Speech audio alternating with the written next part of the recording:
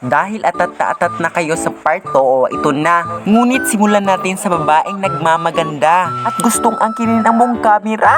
Sa halip na maging hadlang kami sa kanyang kaligayahan, bumili na lang kami ng cracklings at samahan ang babaeng ito na maghanap ng papings. Ngunit ako ay nabahala.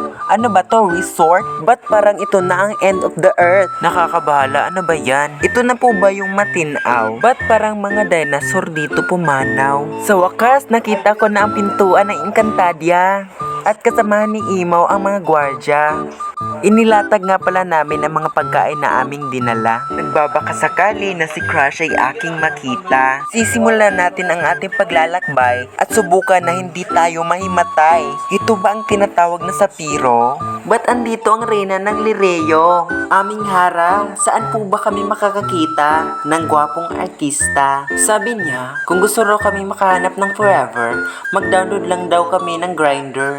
Umalis na nga pala ang Hara ng Lireo. Wala kasi siyang balak maligo, lalo na pag may ganto. May part 3 pa yan.